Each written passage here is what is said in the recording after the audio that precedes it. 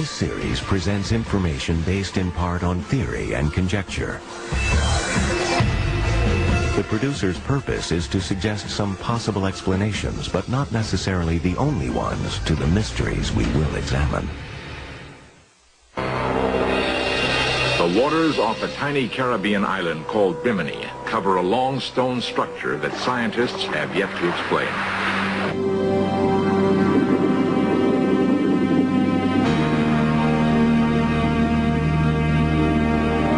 The stones appear to be so carefully placed, some people have concluded they are either a road or a wall, perhaps even a remnant of Atlantis. A nearby healing well is supposedly linked to the mystical springs of that lost civilization. While diving near Bimini, a San Diego physician claims discovery of a submerged pyramid, inside which he found a crystal ball. He says this crystal emits a power capable of repelling metal.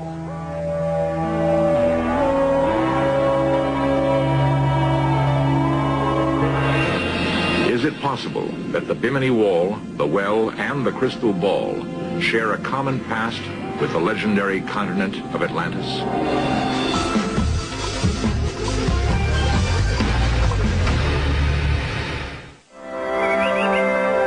The Twin Islands of Bimini, 60 miles east of Florida, are a tropical paradise, home for 2,000 people. The atmosphere is relaxed and happy.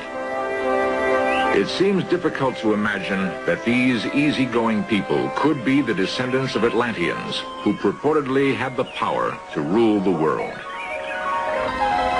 There is, however, evidence that alludes to that fact. Beyond the fashionable yachting docks in the dense undergrowth of the North Island is the figure of a fish etched in sand. Native lore gives no clue to what it represents, but it does lie close to a mysterious series of huge square rocks submerged in 15 feet of water off the coast. The blocks are so perfectly fitted together that some people have likened them to a Roman highway. No clues exist to the origin of the blocks. There are claims that they are ordinary beach rock which broke off from the Bimini coastline thousands of years ago. Such formations are common in tropical waters throughout the world.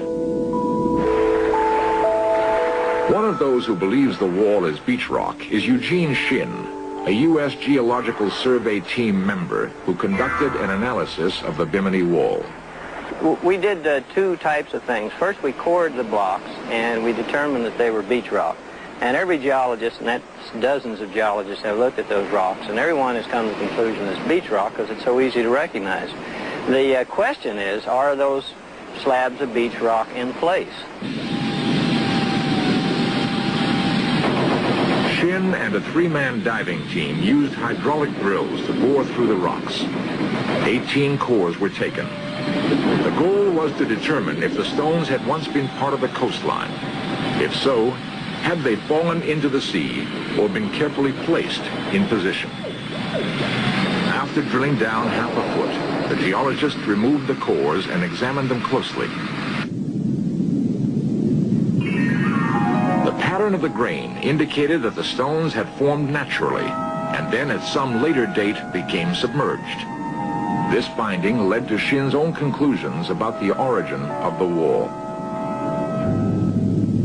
I think that it's an entirely natural phenomenon, composed of beach rock, as I pointed out earlier, and a combination of a little rise in sea level and the scouring out of the sand underneath has caused the blocks to settle to the bottom.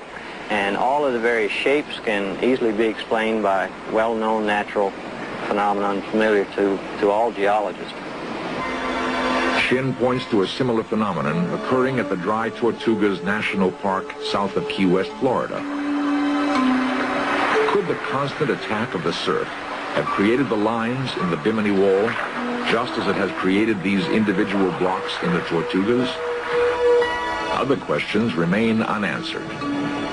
How could the Bimini Wall have dropped 15 feet when the natural erosion rates indicate that it should be no deeper than 3 feet below the surface?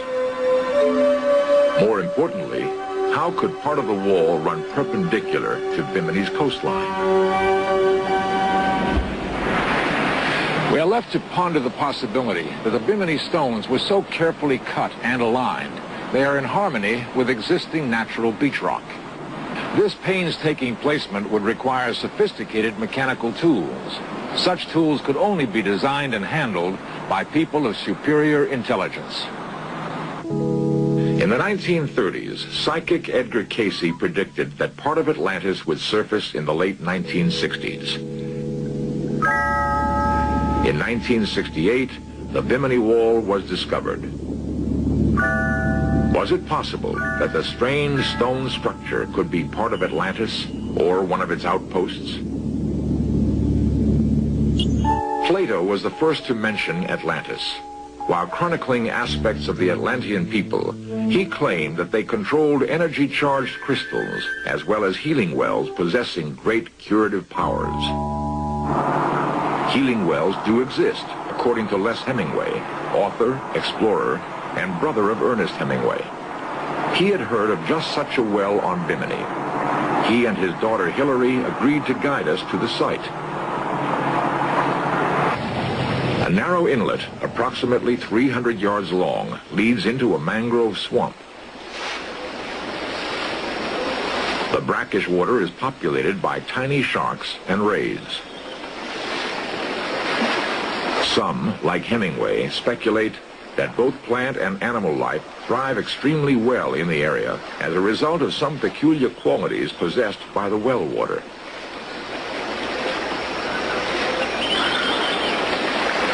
Admittedly, Hemingway is not an expert on the well's special properties as a result of direct personal experience.